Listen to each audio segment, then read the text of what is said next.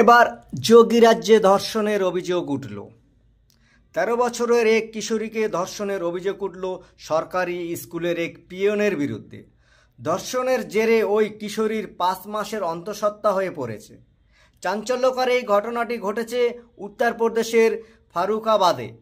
সংবাদ সংস্থা পিটিআই জানিয়েছে, গতকাল অর্থাৎ শনিবার কিশোরীর বাবা মায়ের অভিযোগের ভিত্তিতে পুলিশ তদন্ত শুরু করেছে।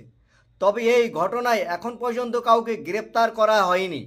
পুলিশ সূত্রে খবর, কিছু মাস আগে এক রাতে শৌচালয়ে যাওয়ার জন্য কিশোরী একা বাড়ির বাইরে বের হয়েছিল। অভিযোগ, সেই সময় অভিযুক্ত পিয়ন পঙ্কজ এবং তার এক সঙ্গী অমিত ওই কিশোরীর উপর চওড়া হয়। এরপর তারা কিশোরীটিকে জোর করে পাশের একটি ফাঁকা বাড়িতে নিয়ে যায়। সেখানেই তাকে ধর্ষণ করে পঙ্কজ। অন্যদিকে অমিত ঘরের বাইরে দাঁড়িয়ে পাহারা দেয়।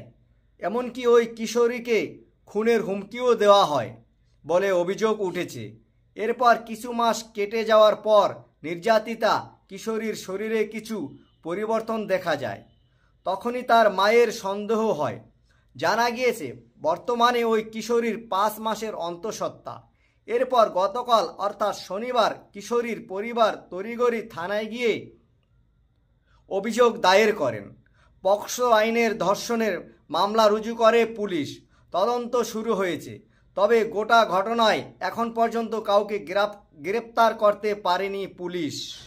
তবে বন্ধুরা, আমার এই চ্যানেলটি যদি আপনাদের ভালো লাগে তবে আশা করি আমার এই চ্যানেলটিকে লাইক ও সাবস্ক্রাইব করে আমাকে আরও আগে বাড়ানোর সাহায্য করুন।